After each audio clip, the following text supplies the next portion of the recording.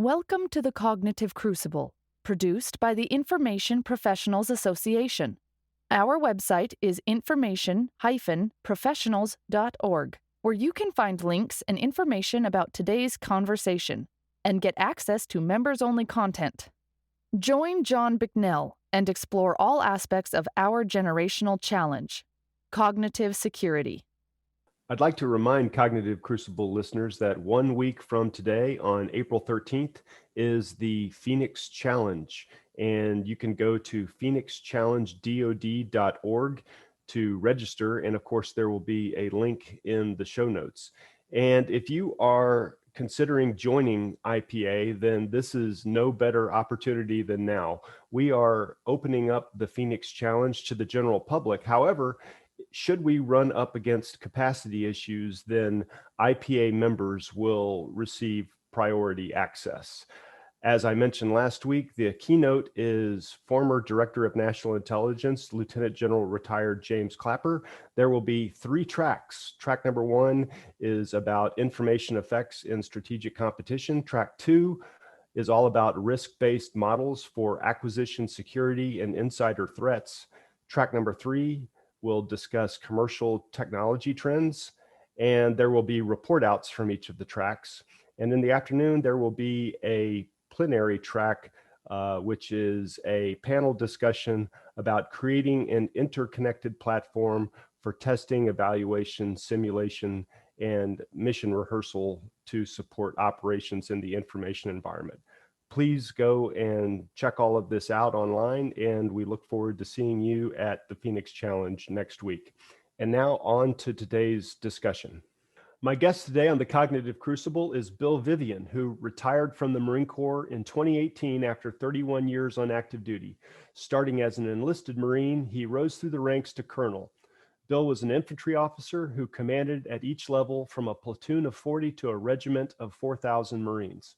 Along the way, he earned a master's degree in operational planning, military studies, and resource strategy. In 2018, Bill launched Freestone Solutions Group, a leadership, coaching, and consulting business. Bill Vivian, welcome to the Cognitive Crucible. Hey, thanks so much, John, for having me on. It's great to be with you.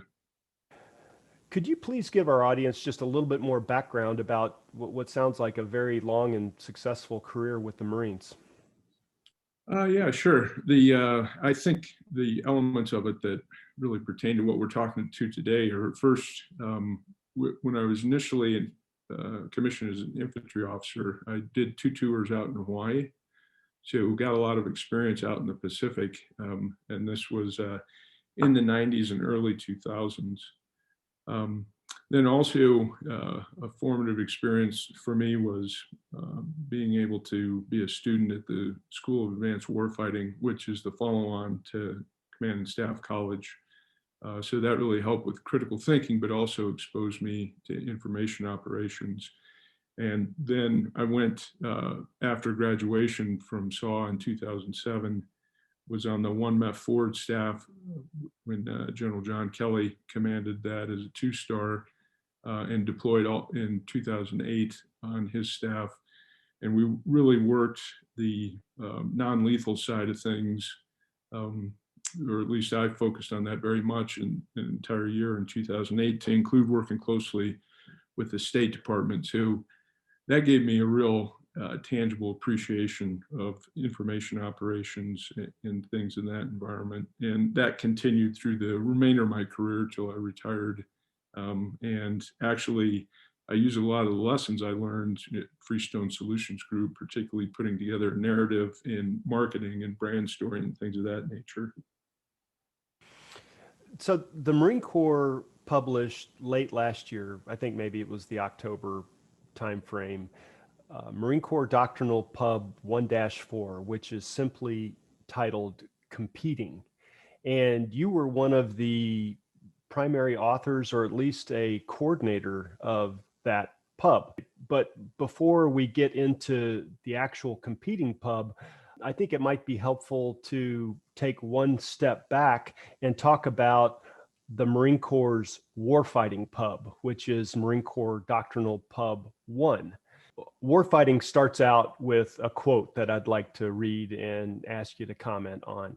And the quote starts with, "Total war and perfect peace rarely exist in practice. Instead, they are extremes between which exist the relations among most political groups. This range includes routine economic competition, more or less permanent political or ideological tension, and occasional crises among groups." So warfighting, as I mentioned, is the Marine Corps' touchstone doctrinal pub. Could you introduce our audience to that pub first? Yeah, sure.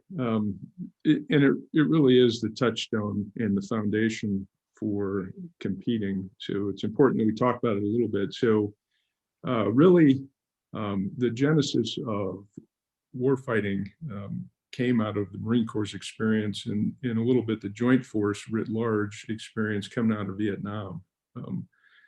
The General Al Gray, who was Commandant of the Marine Corps in the late 1980s, was a big instrumental part of that intellectual renaissance, if you will. And so he was the driving force behind the publication of Warfighting, which was originally Fleet Marine Force Manual, or FMFM1, and published in 1989. It was primarily authored by Captain John Schmidt, and it was a collection of ideas about maneuver warfare, and it really was designed and published as a warfighting philosophy. So the way, the prism through which Marines are supposed to see all the activities that they take. It was updated again when General Krulak was the commandant in 1997, and that's when it was transitioned to Marine Corps Doctrinal Publication 1, or MCDP 1. A few things were added to it or refined, but essentially it remained intact. And the idea behind warfighting is that you're focused on your competitor, your adversary, and the idea is to shatter his or her will so that they kind of shut down and you're able to achieve a temporal advantage over them, meaning you can act faster than they can react. And so part of it was also in a reaction to how was the Marine Corps going to contribute to a fight against the Soviet Union, which, remember, this is in the context of the end of the Cold War when it was authored. And so it was, answering the operational challenge. How does the small Marine Corps effectively fight and win against the very large Soviet Union? Of course, the Marine Corps wouldn't fight alone and unafraid. It would be in the Joint Force, but the numbers were expected to not favor the Marine Corps on the battlefield, if you will. So it was more the application of judo than brute force. Could you set the stage a little bit about how the competing pub came about? So you, I would imagine, were part of the preliminary discussions or the relatively early discussions that the Marine Corps had that, we need to put something out that talks about competition. Could you tell a little bit about the background? Yeah, for sure. So the driving force behind it in many ways was the 2018 National Defense Strategy, which very clearly signaled a return of the nation, but particularly DOD and the Joint Force to great power competition, right? To the thinking behind that was that, even though the attention of the United States was on Iraq and Afghanistan and extremism and fighting that and terrorism globally, other nation states continued to observe what the U.S. did and adapt themselves to be more effective. And they grew very, very quickly and more powerful, and to the point where now we're talking about not just near peer, but possibly peer competitors in the case of China, right? So kind of an even playing field on the football field two good teams squaring off. And so the National Defense Strategy was designed to reorient the Department of Defense to see, hey, this competition's taking place. We need to be not just ready for it, but recognize that it's going on, and that we need to move out and actually be more effective in competition than our potential adversaries. So the General Berger, when he was nominated as commandant, he put together planning guidance in the spring of 2019, and then he published it very soon after taking over as a commandant in July of 2019. And in there, it very clearly said one of the primary intellectual foundations that needed to be built out more fully was this idea of competing the competition continuum. And so one of my buddies was a principal author of the planning guidance, helped General Berger put it together, and then he reached out, knowing my background, and asked me to get involved in drafting the competing in support of the commandant. So that happened pretty quickly in the spring of 2020. And then we were able to put that together over the course of the summer and provide the commandant a draft for him to take and refine and then publish. So that's kind of how that came about and how I entered the scene on it. Right. So jumping into the pub now here, it starts out with a foreword, of course, from the Commandant, General Berger. And by the way, we will have links to Warfighting and Competing in the show notes for our audience to go and check out. But the Commandant starts out the pub by saying that we all need to read, study, and debate this publication. Why do you think the Commandant says this? And could you also maybe weave into your response a little bit about the professional military education mindset and how that has evolved over time, at least in your experience? Well, for sure. I mean, first of all, General Berger he truly is a warrior scholar, right? So he has several advanced degrees and has a background as a planner as well. He was one of the very first SAW classes, I believe. And so he understands and has embraced and really lives the idea of the warrior scholar and understanding that the intellectual foundation for what we're going to do is important. As you mentioned with the quote at the beginning from MCDP-1, MCDP-1 is a wonderful document because every time I go back to it, and most people when they revisit it, they find that it does address a lot of things that go on in the world today. And that opening quote you read about competition is the normal state of things in international affairs. It covered that, but it wasn't enough to pivot the Marine Corps. Just one part of one paragraph was not enough to pivot the Marine Corps towards a deeper understanding of what great power competition was going to be about. So with his background as a scholar, having that line in his foreword, I mean, he really means it. This needs to be deeply studied. Also, I think he recognizes, not to speak for him, but I believe he recognizes that this competing great power competition is complex and it requires constant study because the environment changes constantly. And so if you want to be effective and if you want to maintain your competitive advantage in the marketplace, whether that's international relations or business, you have to be studying things constantly so that you refresh yourself.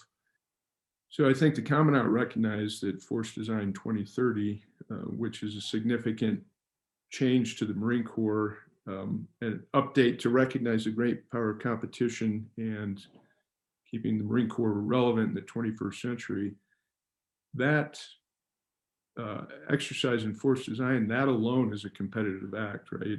Because it's injecting the ideas into the marketplace. And even though there's certainly a lot of classified things that won't see the light of day publicly, the knowledge that force design is taking place is going to force our potential adversaries to react simply just to that action. So that's another idea why the Commandant would have that comment in there. More generally, professional military education, or PME, that is also actually an MCDP 1. I mean, General Gray was a huge believer, the Commandant in the late 80s, he was a huge believer in the intellectual preparation for every Marine, particularly officers. And he emphasized that in the development of FM1, which became MCDP 1 Warfighting. General Gray was a sponsor. The Gray Research Center down at Quantico is a tremendous professional library, and a lot of things of that nature. He also revitalized education in the Marine Corps for all ranks, et cetera, et cetera. So professional military education is also something that, you know, I know you know this quite well, John. I mean, it was drilled into all of us from the very beginning of our service with the Marine Corps that you had to be, it was our professional obligation. It almost reached a moral obligation to continually study our profession and be ready for things, particularly as they changed out in the operating environment in the battlefield. Right. Yes, that is for sure. The competing pub really touches on some heavy themes, which might not always be associated with the Marines or the military in general. But I pulled out of the pub things like creativity and innovation and narrative and persuasion and mindset shift, all interleaved throughout that small document. So I don't want to lead the question too much here, but I think that's exactly what I'm doing. But could you talk about how creativity and innovation was part of your Marine Corps experience, but then also speak to the new imperatives along these lines, which are brought out within the competing pub? Yeah, sure. So my own experience on innovation and creativity in the Marine Corps, when I look inside internally to the things that I was able to do to be creative, most of those occurred, I would say, typically when I was in a command billet, company command, battalion, regiment, that kind of thing, right?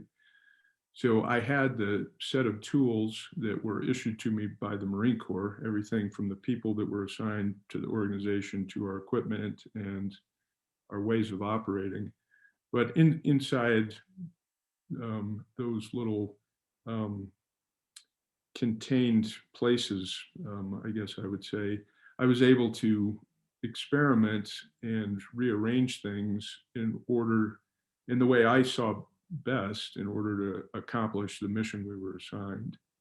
So, in that case, there was not a whole lot of latitude for me to affect the development of the equipment I was being issued at that time, right?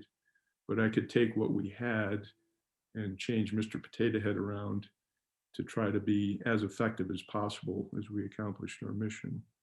And I think that's true for a lot of Marines. Would be interested if there was anything that you saw in your experience, John, that you were able to do that as well.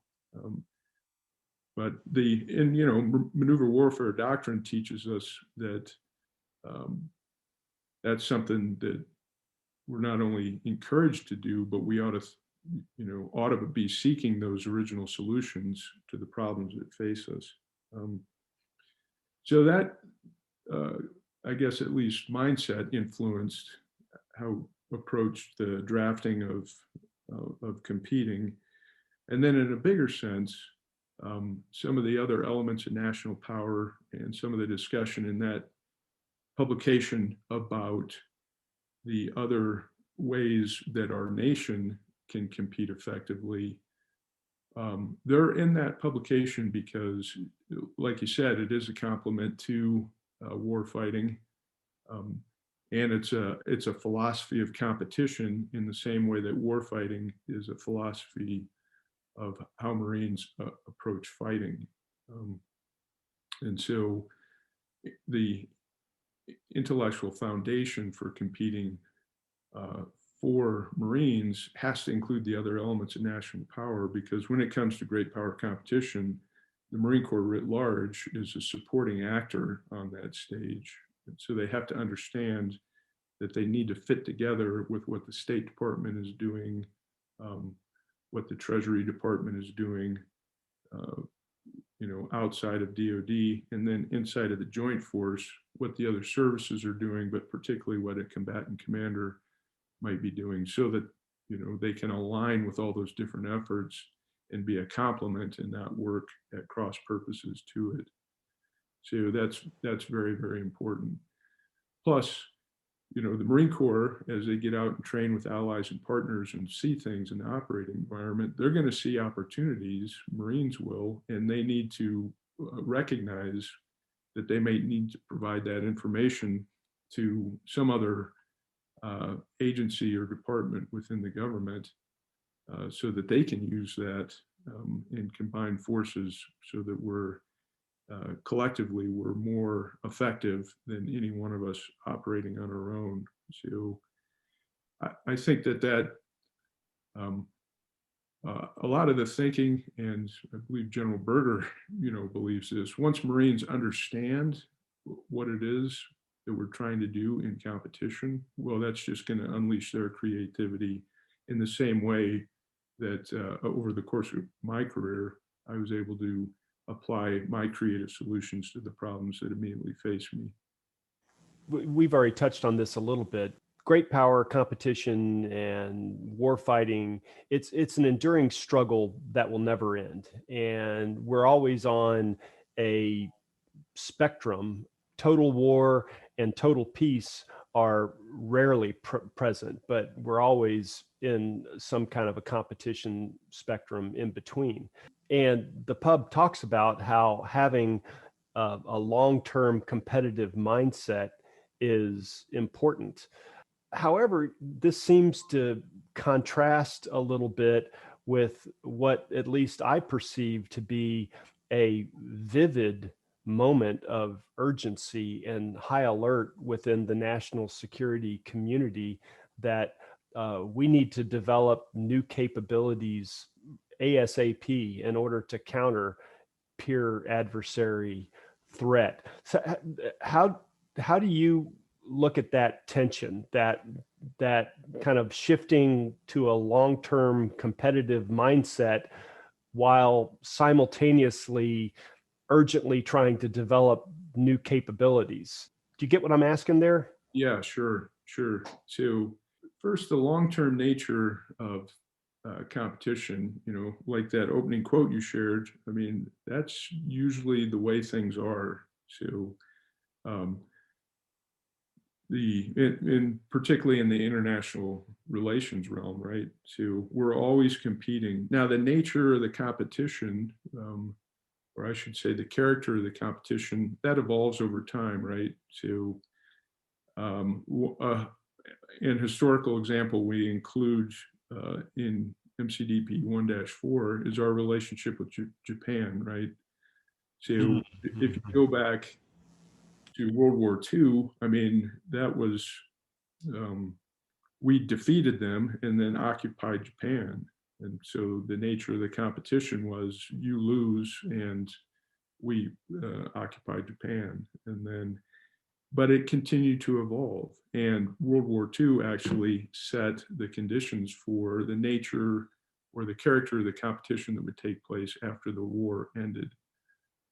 So what do I mean by that? Well, Japan turned their energies inwards, rebuilt their economy. And then I remember quite well from being in high school and stuff like that in the 70s and 80s, the worry about Japan becoming an economic juggernaut that would overtake the United States. that's part of the competition and the stage for their competitiveness in those non-warfare type ways, if you will, was set in a lot of ways by the outcome of World War II.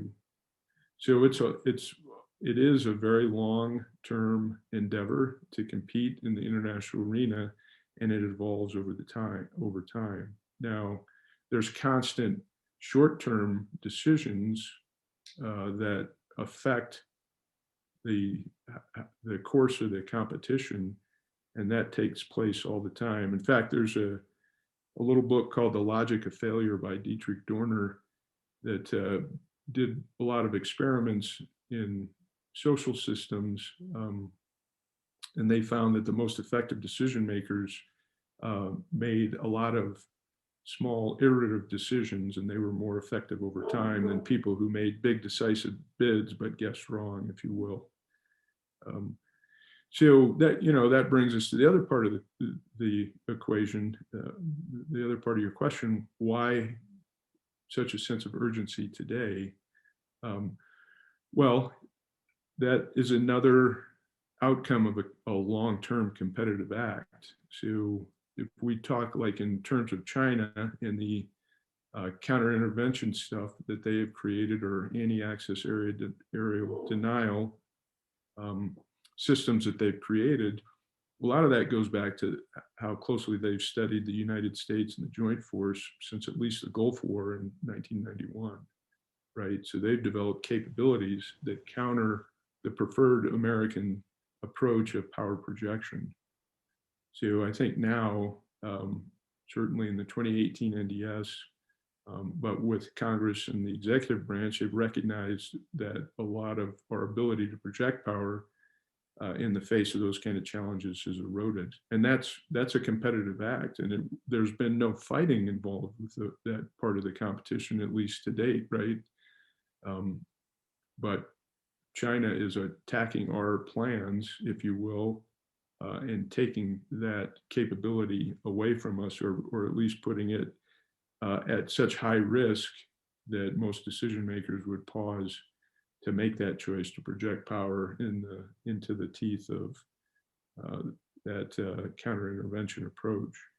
And so what I think we see right now that's playing out is recognition that the Joint Force needs to make different choices that it's going to overcome or recreate our competitive advantage in the face of those types of counters. It's not just China, it's Russia as well, and to a lesser extent, Iran and North Korea and a few others. But I think that explains the sense of urgency. It's really the realization that, holy cow, the boiled frog has boiled, and we need a new frog, if you will, right? So we need an ability to retain our competitive advantage if the United States wants to continue to have sway in the international arena that we've enjoyed at least since the end of World War II. Right, Bill. So I totally agree with everything that you're saying. I'd like to wrap up our conversation, if I may, and bring this back into the information environment and how competition relates to this cognitive security struggle that we find ourselves in. Could you try to walk that into that construct, but also give your perspective as a guy who spent 30 plus years in Marine Corps infantry, and how you think the infantry community is adapting to the information struggle and information warfare today as well? Yeah, sure. I mean, that's a great question. First of all, with just information in general, a lot of competition is a battle of narratives. I mean, if we put it into the business world, right, we're talking about brand awareness and brand loyalty, the brand story, if you will, which is another good book that I would recommend, The Brand Story, that kind of unpacks some of this stuff. But on the international stage, we certainly saw it in the Cold War. It was a very stark battle of narratives. Monolithic communism versus democracy and freedom was the way it was sold. And I think you can bring those lessons forward to today, right? A lot of the activities that Marines will do based on their understanding of competition in the MCDP 1-4, a lot of that is going to be to project a narrative out in the international relations arena, right? And we know that you can't, in the battle of narratives, your narrative can't win. You cannot win that battle simply by denying somebody else's narrative, right? I think there's quite a body of research that says the harder you try to deny somebody's narrative, that actually embeds that deeper into the mind of your audience. Instead, if you want to win that battle, you've got to replace a narrative with a more compelling narrative. And a lot of that will be done in the Marine Corps context by the actions that Marines take, training with allies and partners, and demonstrating resolve and their discipline and things of that nature, right?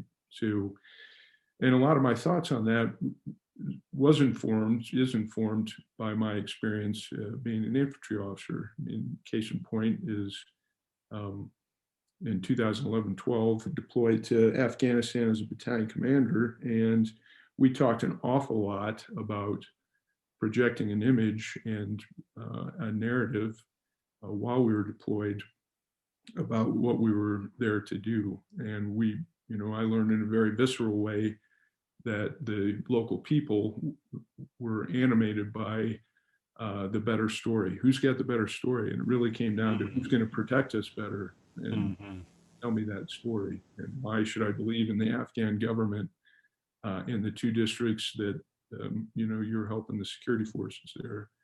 So that was a really visceral way. And I mentioned 2008 in Anbar, my experience there. I mean, that was all about the narrative, the Sun of Iraq and the awakening and the things that emerged and we took advantage of. I mean, we were reinforcing a narrative about why the Iraqi government and the Anbar government was better than Al-Qaeda in Iraq at the time. And so, just seeing those things up front, and I mean, visceral is the word that leaps to mind, but I mean, it really was life and death stuff, right? So, because you can see in people's eyes, particularly civilians, when they're caught in an insurgency like that, their concern is protecting their family and providing for their family and keeping them safe. So, if you don't have a good story, they're not going to buy it, right? And so if you scale that up to the nation state level, I mean, you can make some mistakes because it's not a pure apples to apples comparison, right? But you're still fundamentally dealing with people. And if you want to animate people to take action, then you have to have a good story, right? So I would say for, all those reasons and more, information professionals understanding competing, well, they have a huge advantage, and they're absolutely critical for not only the Marine Corps, but the nation to compete effectively. Colonel Bill Vivian, thank you so much for being on the Cognitive Crucible. Yeah, I enjoyed it, John. Thanks for the invitation. The Cognitive Crucible is the only podcast dedicated to increasing interdisciplinary collaboration between information operations practitioners, scholars, and policymakers. To find out more about the Information Professionals Association, visit us at information-professionals.org. Please support our podcast by giving us a 5-star rating and leaving a review.